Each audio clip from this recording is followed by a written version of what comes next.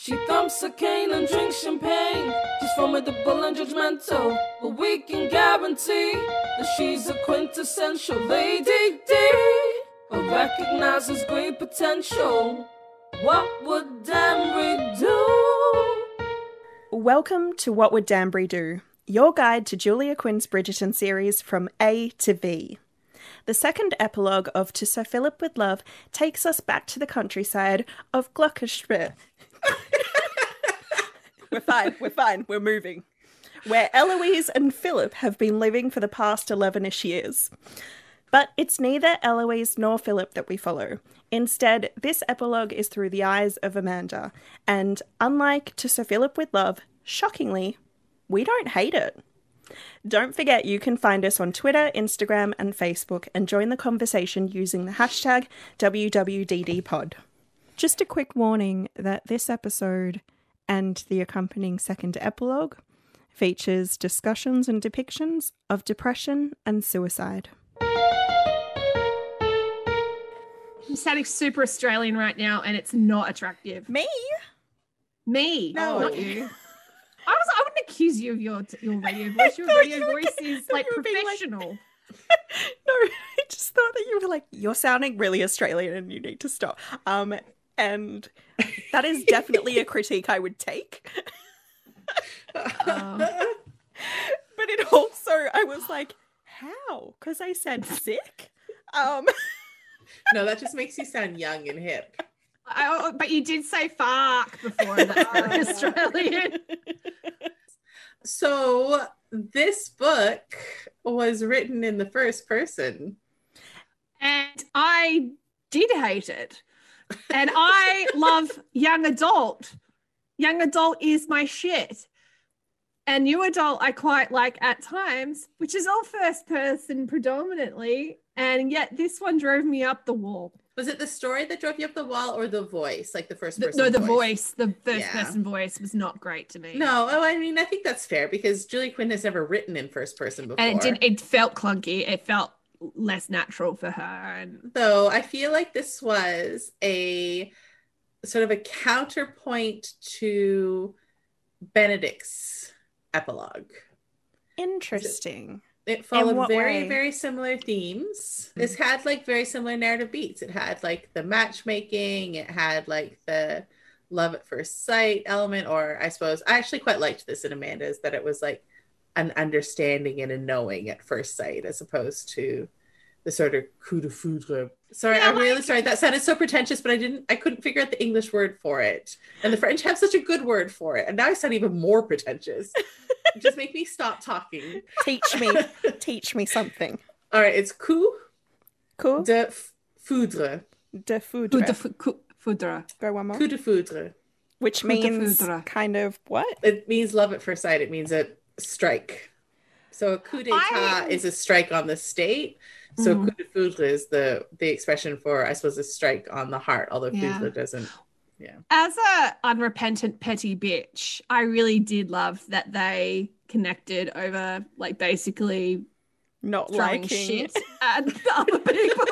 Not liking his cousins / her neighbors. It's not that she doesn't like them, she just has nothing in common. They're a little bit silly for her. I really enjoyed this one. I kind of was always going to. She kind of was a Hyacinth type. Like, I think Julia Quinn probably only has like 3 kinds of characters that she writes, and one of them is Hyacinth, and I almost always respond well to that. Oh, you're right. There's like the Hyacinth archetype, there's the Kate / Violet archetype, and then there's the Penelope. Yeah. Oh, yeah. No, that was a really good observation, really. Because like I think you could probably categorize all of her heroines into one of those. There are some that are more successful than others. But, yeah. I mean, barring the fact that I don't think that the voice was particularly well done, I thought Amanda's character was genuinely likable. Like, I liked that she owned who she was as a child and had sort of grown through that and past it and had a lot of genuine respect for her mom. And even like the stuff that she'd done where she'd sort of worked through her her relationship with Marina and, you know, the things that she'd thought and felt and everything. I felt like it felt very much like oh my God, wait for it. A whole Bildungsroman, but like tucked all together in like 2 pages. Like just, you know, a coming of age novel all together. Just. Which comes back to the YA observation I made at the beginning, actually.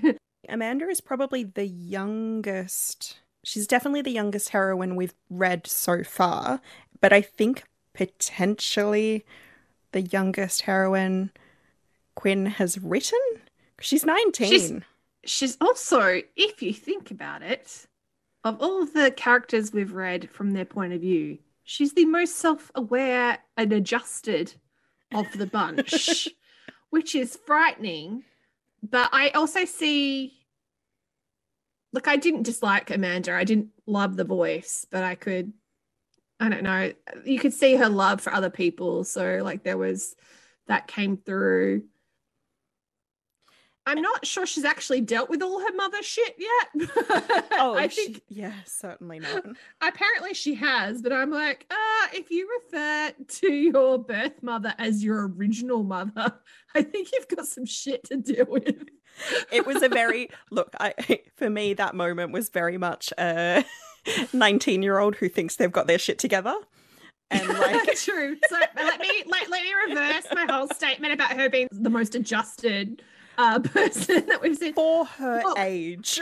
Well, I think the idea is that we're supposed to assume that she has just dealt with her mother's because the Bridgertons have dealt so well with the fact their father died. I never talk about it. I also liked how like she talked about everybody else in the family and how everybody is happy and jolly and thus could not possibly be affected by any mental illness whatsoever. Marina was just a poor outlier who was sad all the time. So that was actually something I was going to mention. I still feel disconcerted, and like there's a really out of context. Look, in context, it's a callous line, but out of context, it's incredibly fucked up, where she starts to have this kind of thought process of, I actually wish that if my mother was going to commit suicide, it had happened when I was a baby and didn't know her, because it's almost like it's a burden to have known her for the small amount of time that she did. That was one of those moments where, and I probably should have that as my What the Featherington, but like, did I take someone's? No, you didn't. Okay, it reminded me that I hadn't chosen a What the Featherington. But I had in fact put a Post-it note into my Does your Post-it note copy. say pigs? It says when pigs fly. Oh, okay.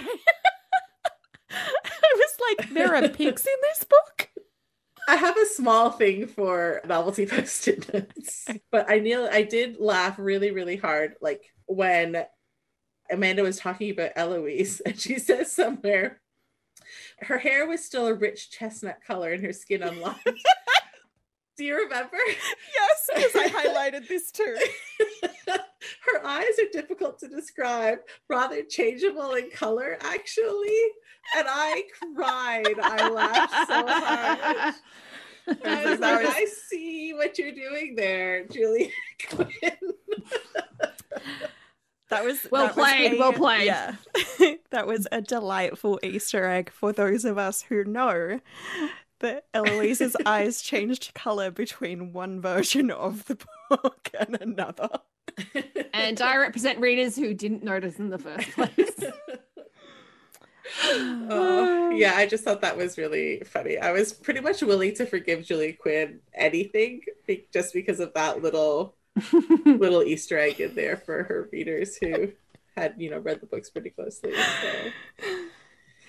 I just thought I thought it was kind of an interesting space for Quinn to be writing, like not just the first person perspective kind of stuff, but also I'm struggling to think of a Julia Quinn heroine who is a genuine debutante.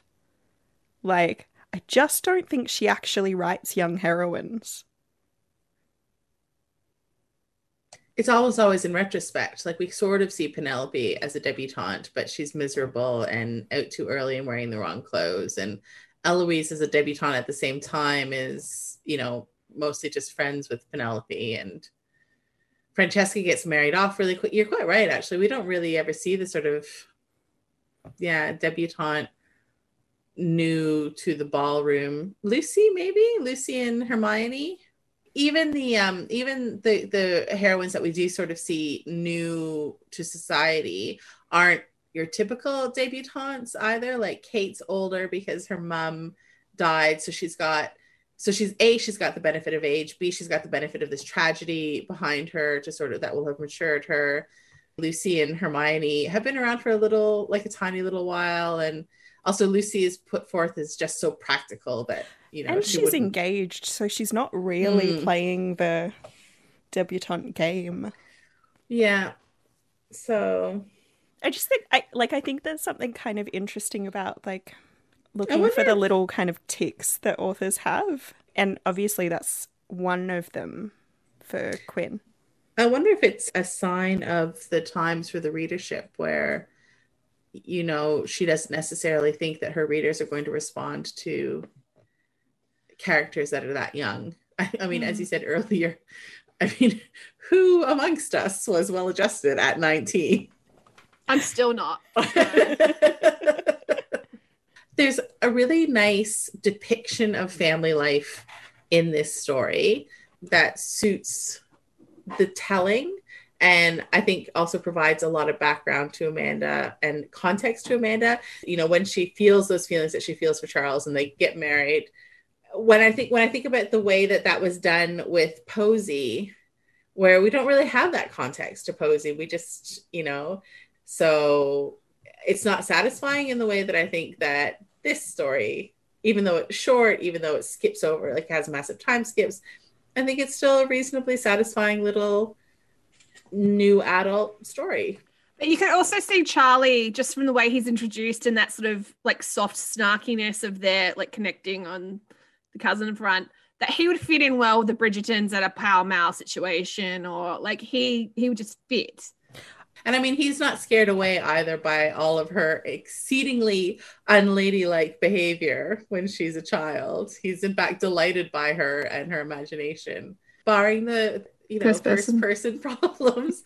It's quite a nice little story. I think you guys probably have much higher standards of first person stuff, because I didn't particularly notice problems with that. I'm sorry. It was so not good. I don't know, maybe I ascribed the problems to like the length of it, and tell me why it doesn't work. Oh, please. Okay, so here are the things that create issues when working in first person. That if you're going to work in first person, you have to create workarounds in order to make the narration still work. It can be done. Absolutely, it can be done. But first, because, so you know that show don't tell thing that gets trotted out for every writer ever. When you're in first person, that's really hard. It's really, really hard because because we don't narrate in our heads, oh, I'm going to do the dishes now, and then I wash the dishes. You know, like but some people do that. We've learned that last year, didn't we? That some people narrate in their heads. I have recently learned that the way that people's brains work is very weird. My friend's sister-in-law doesn't have an internal monologue. She has like, I guess like it's more visual. I'm so exactly the opposite. I'm one of those people that stresses me out. I can, like, if you say apple, then, you know, I can picture an apple. It'll take me a couple of seconds. What I see in my head is the word written out. Apple. Well, yeah. So apparently if she's thinking about apples, the thing in her head is like the picture of like the image of an apple. And then like, I don't know. It sounds like magic to me. Like you guys, you read Nalini Singh, yeah? Changelings? Yes. Okay. So you know how in like paranormals like the Changeling series where like one of them because they've got the mate bond working or whatever, and they'll like push an image into the other one's head, and it's often a sexy image. But like every time one of those things happen, I always thought that was part of their magic. I thought that imageness was because they were magic creatures of some kind. But apparently some people genuinely, that's how they think. So like, I'm very sure that those people are magic. Anyway, so still, yeah. So with the show don't tell, that's really, really hard to do. That's harder to do in first person than it is to do in third person. In third person, you can get away with a lot more telling than you can with showing. In first person, for example, it's hard to like do time jumps because you're inside one person's point of view all the time. Like time doesn't jump for one person. You're not like jumping from one person to another makes sense. Also, why jumps. I hate unreliable narrators in first person, because I'm like, they would be thinking they're fucking you over right now. Well, and that's the thing, like when like something is told in first person and somebody has a big secret, I'm like, I don't think I have a big secret. I think, oh my God, I totally know the secret. And I'm thinking what that secret is, right? Like you can't keep things hidden. It's really hard to build in that tension. It's really hard to show, don't tell. It's really hard to do time jumps. And it's incredibly hard to not narrate the events. Like the best thing about third person close, so that deep point of view, is that you're feeling everything in real time. Like you are experiencing it along with the character. And in first person, the natural instinct is to create distance from it by narrating the events as opposed to really bringing the reader into the events. And you can tell because she does it, because she has all these distancing phrases like, but here is what happened. Well, that's very clearly telling. Like you're very clearly narrating now. And she's constantly doing these asides. And then at one point she says, obviously I'm not going to tell you what happened on my honeymoon because that would be indecent. This comment will lead into my WTF. Yes. I knew it was going to make somebody. Yeah. But I mean, at this point, I think what Quinn is trying to make it seem is that she's writing it down in like a journal or something, because she says at some point, I'm certainly not going to put into writing any of the events that made the engagement improper. So maybe we're supposed to think that she is writing the story down, in which case that narration makes sense. But then you can't flip it over and then have like dialogue and stuff through it if it's a narrative. Okay, like yeah. Narration of it. Well, okay, look, you asked, damn it. No.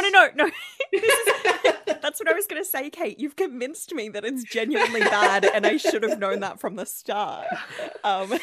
No, I mean, no. Look, the No, first person like can now be that done really well. The first person can be done really well. Yeah, And it can. It's when people dismiss it outright that really annoys me, because there are some people that excel at it. It takes effort. It's the when you don't put any effort in it, becomes horrific. And the last point about first person that I promise I'm going to make, and then I'm going to take my editor hat back off again. And I think this is part of the reason why we all find Amanda so engaging, is because when you're writing in first person, you have to fight really hard against writing it in your voice.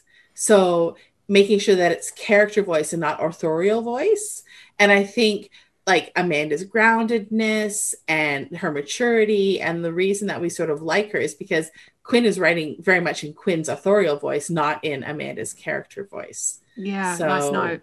Yeah. I'm convinced now. Well, I think it's one of the things that is divisive within the fiction editorial community is if the story tells what it needs to tell and the reader is able to be engaged and gets what they want out of it, then the story has not failed. Mm-hmm. So for you, the story didn't fail. So me knowing what I know about first person found it really hard to deal with. But that doesn't mean that the story itself is a failure. It just means that it didn't work for me.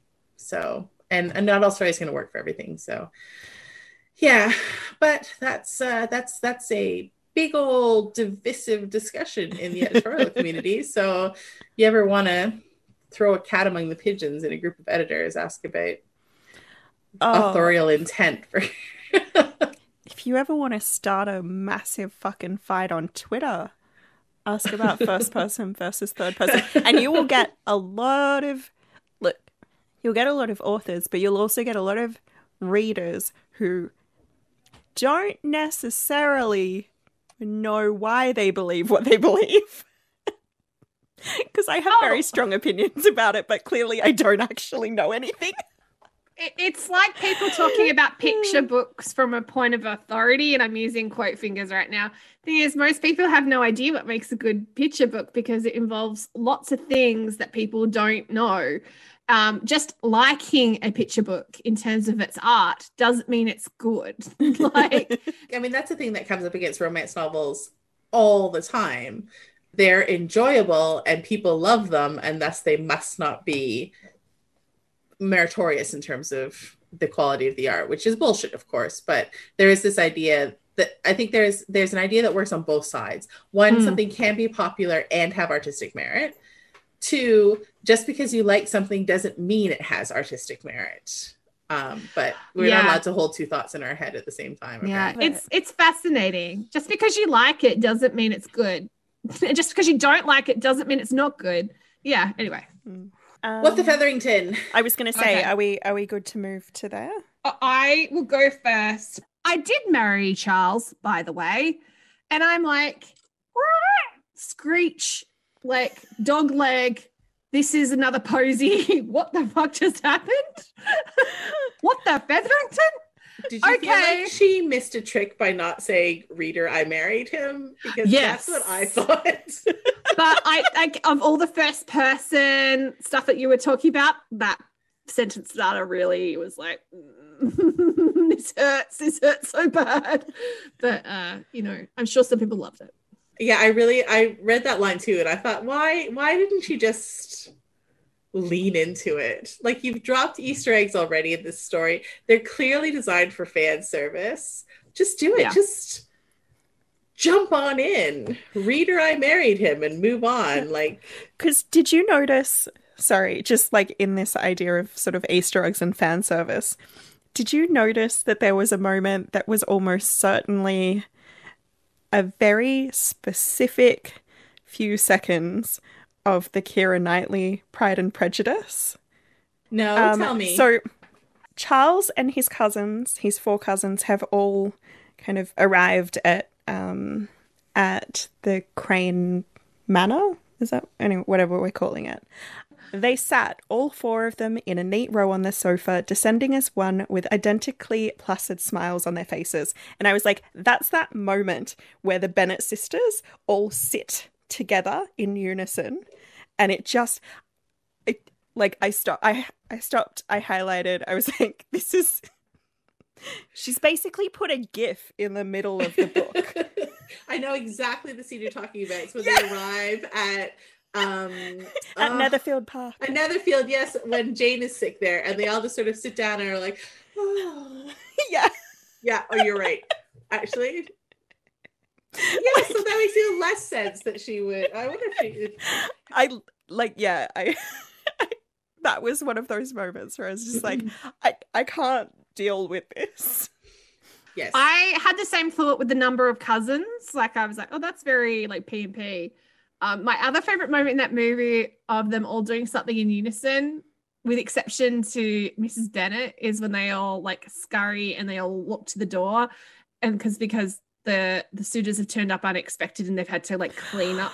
Oh my God. And then the genius that is Brenda Blethyn, the actress, everyone turns one way, she does the longer turn in the opposite direction, and it's a moment of like staging brilliance. And apparently that was just her decision to do that, because everyone else is in unison after this like mess, but then she's the mess at the end, like a little bit more like extra, which is totally Mrs. Bennet. Sorry. No, but you're right. Like, I don't know where you guys fall on this, but I have so much love for that adaptation of Pride and Prejudice. I wanted to hate it when it came out because I was such a stan for the BBC one. But I love both of them for different reasons, and they can coexist, and that's cool. Yeah, I even don't mind watching any other P&P adaptation because they're all their own. It's everyone else's vision of her work. Do we have any more WTFs? Look, I kind of burnt my main one on the new adultness of it all. Because I wanted to have a larger discussion about that. But I also, realistically, what the Featherington of this is that it genuinely would have been better as a novella where we actually got to see them properly caught beyond the 100%. first meeting. Yes, I would love to see them interact more. Most And definitely. alternating, I now know that it's bad first person point of view, but you know what? If she had better first person point of view that alternated between the two of them and really just so went new all adult. in on new adult. I've read a horrible amount of college romance. I think I was still at uni when I started. But also, college romance just never makes any sense in an Australian context because that is not it continue. It's like a paranormal. It may as well be. That's bang on. Oh. It's like when Australians get really excited to see squirrels because in our minds they're these mythical beings. American college is kind of this weird imagined. Okay, do you want a weird squirrel fact? I would love. It's a weird squirrel fact that mixes with my university career, which is very much like new adults because I did my undergrad in Canada. So I went to, my university was called McMaster, and it's in this town called Hamilton. And Hamilton is one of, I think there's only 2 areas in the entire world where both red squirrels and gray squirrels peacefully coexist. Wow. Are they normally enemies? Oh, well, apparently they're quite territorial and they don't share space very well. It makes complete sense to me that they would peacefully coexist in Canada instead of the US. No, but even in Canada, even in other university towns. But there's something weird about Hamilton where the gray squirrels and the red squirrels peacefully coexist. So there you go. The jets and the sharks. Mm. They all hug. Big fluffy tails. Yeah. Um, We're featheringtoned out. Kate, did you have one? A squirrel? Sorry. Yes. Oh, no. I love our wildlife theme that is running through season 2. I do not have a What the Featherington, mainly because I think I was so busy being charmed by Julia Quinn talking about Eloise's eyes. So I was just, I tried to get over my deep dislike of the first person. So I guess that would be it. But there's nothing that made me very angry. Other than the Marina stuff, I don't think anything about this made me particularly angry. But I did have some thoughts about when Amanda and Charles are married and Philip. That was just cringy. Philip I don't know came why to she put that in visit. there.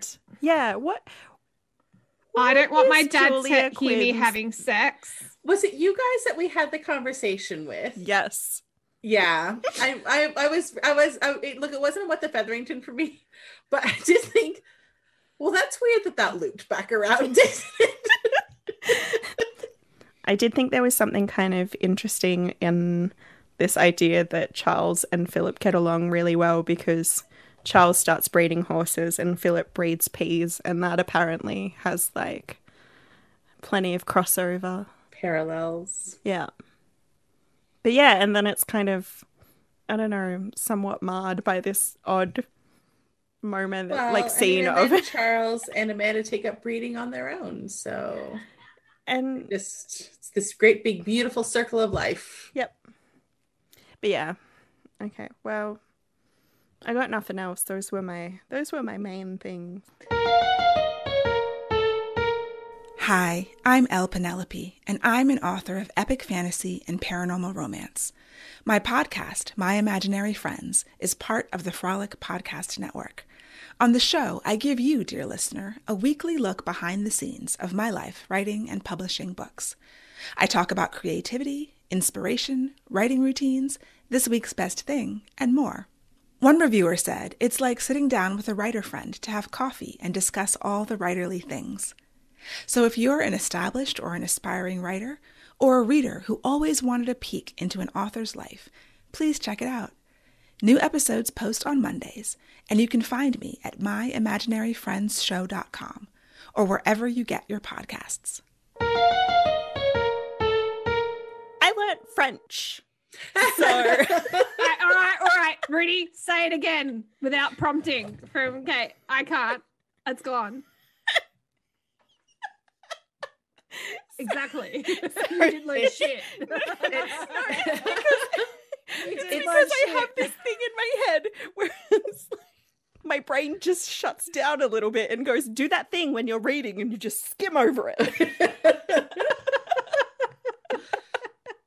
Just make the noise. Okay, but I here's the feel thing. like one step away from the Swedish chef. So here's the thing, and it's true actually because pronunciation means everything. But this is true in other languages as well. Because coup de foudre is lightning strike, but it's used as love at first sight. But so it uses coup, but cul is cunt. So coup Cunt struck means one thing, coup means something different. So if you said coup de foudre, it would mean something very different from What? coup de foudre. It means cunt struck, It doesn't would it? mean lightning cunt is what it would Oh, mean. lightning cunt. That's That That's is a not book as good. title if I've ever heard of one. Oh, wow. So because he read into that Rudy, with, you need to keep this in. You need to yeah. keep this in. No, I am. because he read into this with body parts as well, because your neck is coup, and then, but your pussy is cou. So you have to say like, mon cou is, yeah. Like, so you can imagine like So French Rudy teachers has a full of, like, point. French teachers full of like little kindergartners, and they're all going around going coo coo, and the French teachers like trying to just hold it together. That is I love it. my goal is to learn the wrong one and say it with confidence every time. Oh, all right. I Wow. think that's enough fun.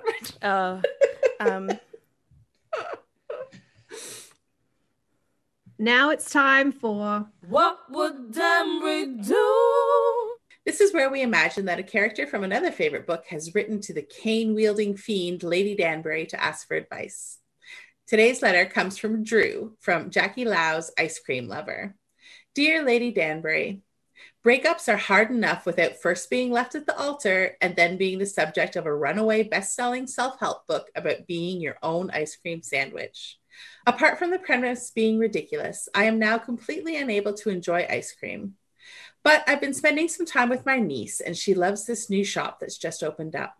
Inside, it's like a unicorn threw up. It sells a million types of ice cream, but only one type of coffee, and the owner is practically sunshine embodied. So naturally, the only thing I want to do is kiss her. But her life is all about rainbows and stuffed alpacas and the one confectionery that I can't stand. Plus, when she reads the book, she's going to know that I'm a terrible romantic prospect. What should I do? Lady Danbury would be like, fuck it, go for it. She's been married a couple of times. She's like, you're going to spin that bottle and go where it lands. And you've landed on some Skittle, like vomit from the sounds of it in terms of decoration. And I'm sure Chloe does recognize that you are not on her level in terms of interests, but sometimes opposites can attract and can make for some interesting and fun times. So what have you got to lose? I think Lady Danbury would deny that the book is actually about her. Set what is the word I'm thinking of? Set some kind of prize money thing for anyone who discovers who the book is truly about. And then just and set all of Toronto a tizzy as they all try and figure out who the ice cream sandwich guy is. Exactly. I love it. What's the word that I'm thinking of? What is the... She sets a competition? Yeah, but like No, oh yeah, there's a word, right, for like the money prize. I a reward. Reward. I kept going. We are firing. Oh on my god! all I kept cylinders going tonight. to ransom as a word and being like, "That's not right. Don't say ransom. Ransoms are not romantic." That's a mantra of mine. I need to know, Kate, a bit more about this ice cream sandwich metaphor. All right, so Drew's ex-fiance, whose name I can't remember, sneaks out a window at their wedding and disappears into the night, and it's really funny. So Jackie Lau really loves, the grumpy one is soft for the sunshiny one pairings, which I also really love. So I've read a fair few of hers. And she always manages sort of to do grumpy and sunshine in different ways. But he's really funny because he says, I don't know why she did that. There was a door right there. Like, why didn't she just look at the door? But no, apparently she had to sneak out a window. Anyway, and then she writes the self-help book, and it's I can't remember exactly what it's called, but it's basically like discover your own ice cream sandwich. And the idea behind it is that, you have to choose what your ice cream sandwich looks like. So you have to choose which cookies it is, and you have to choose which ice cream flavor it is, and nobody can choose that for you. And, if it's a little bit weird, like you like oatmeal raisin cookies and strawberry pineapple ice cream. It's like being self-aware about what your needs are and setting some parameters around what you won't negotiate. I mean, kind of, but the book is not put out as being that well thought out. So how does that reflect poorly on him? Because she writes about him an awful lot through the book and talks about how he melts her ice cream sandwich, and like not in a good way, basically. So that doesn't work. Okay, yep. Yeah, and so it's reasonably well known that he's the ice cream sandwich guy. So he's called something else she does give him a pseudonym in the book, but like it's no secret that that's who it is. And like it really fucks with him because A, he can no longer eat ice cream, but B, she says some things in the book that sort of like mess with his confidence and his belief that he can be in a happy relationship. So this fiance never bothered to have an actual conversation about what went wrong with the relationship. She just fled out a window, wrote a book, and that was it. Yeah, basically. Oh, that's no, but fucked. Adele fled out a window and then wrote a self-help book. That she hasn't done the work on herself, clearly. But she'd figured out her ice cream sandwich, Adele. She hadn't figured out her own self though, like the person eating the ice cream sandwich. Listen, the second epilogue to this episode will be her riding into Danbury and like getting her life sorted, and that's fine. But I'm so glad that you actually asked about the ice cream sandwich thing, because like I'm not gonna lie, my head went to threesome. In my head, I went, okay, so her bits of the cookie and he's cold, so that's his dick. Like, you know what I mean? Like, I was going wow. through it as well. Right? Yeah, well, look, I mean, that's some Twilight shit there. Well, I mean, the thing about Twilight is, if Bella and Edward had sex, she would get freeze and burn in her vagina. I have never considered that, but Did you ever hear about the dildos that you could stick in the freezer for the whole Edward experience? You could also heat it up if you were more of a werewolf fan. Look, Team Jacob all the way. If only because I do not want to be lying next to an ice block all night. I get cold, thank you. But this is the thing, right? Vampires would smell metallic and would be cold all the bloody time. Werewolves would smell like wet dog. And like mermen would smell like fish. None of them are good like options, really. Maybe like werewolves would smell like the forest. I doubt or like, it. I don't know, maybe. Like they only smell like dog. Wet dog if they were actually wet and furry, but presumably they're not, fully. Yeah, that's only like 3 nights of the. I wouldn't say the year. Do they ever, the month. when they're I know how time works. When it's like full moon and they're being themselves 3 nights, like a month, are they really thinking, you know what, I should take a bath while my hair's out in the wind? You just have to ignore them for the 3 nights. That's like you go and live your own life. Anyway, we strayed from ice cream sandwiches. But the bottom line is, no, it's not a threesome. No, it's not Twilight. It's legitimately about ice cream sandwiches. And our poor friend As a Drew, metaphor for self-help. who used to like ice cream and now can't, and then he totally wants to bone a woman who owns an ice cream shop. No one should ruin ice cream for you unless you've got a dairy intolerance. Like, And really? even then, Ben and Jerry's makes vegan ice cream, so See? you're covered. You're fine. So, Kate, tell us why this book for this story. Look, it's funny because I had a hard time coming up with a book to recommend to sort of tie it together.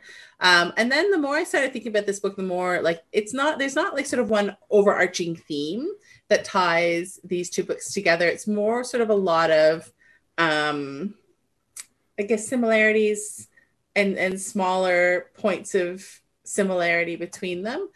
So there's a theme about mums. So mothers play a reasonably large role, particularly for Chloe. One of the reasons that Chloe opens up an ice cream shop is because she lost her mother and she wants to feel connected to her mom.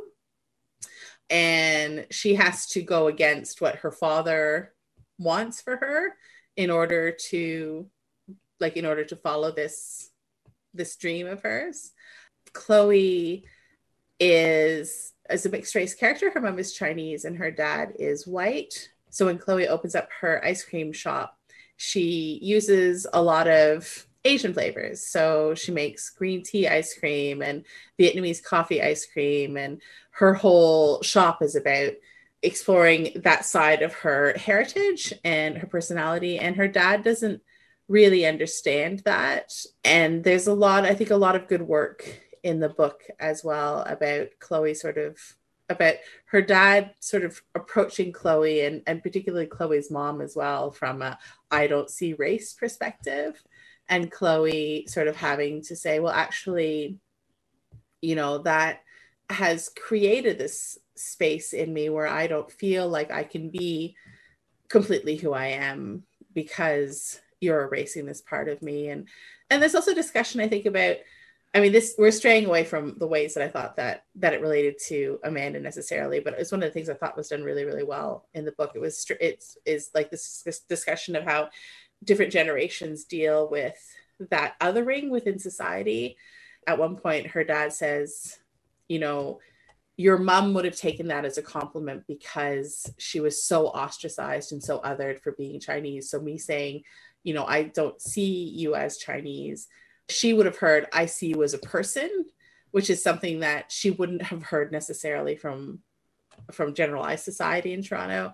Whereas for Chloe, trying to find her place in the world, erasing that part of herself actually made her feel even more disconnected. So I think that's done particularly well.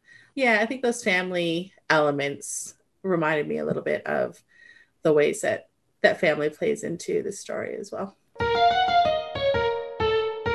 That's all for this episode of What Would Danbury Do? We'll be back in a fortnight with When He Was Wicked's second epilogue. In the meantime, you can find us on Twitter and Instagram as @BridgertonPod or send us an email at bridgertonpod@gmail.com. We'd also love it if you could leave us a review. You've heard it before, but it's true. Reviews help listeners find us and can make a huge difference to your favourite podcasts. This episode was recorded on the traditional and unceded land of the Gadigal, Wurundjeri and Bunurong people, and edited by audio producer Rudy Bremer on Gadigal country. Thanks for listening, and remember, WWDD. What Would Danbury Do is part of the Frolic Podcast Network. Find more podcasts you'll love at frolic.media/podcasts.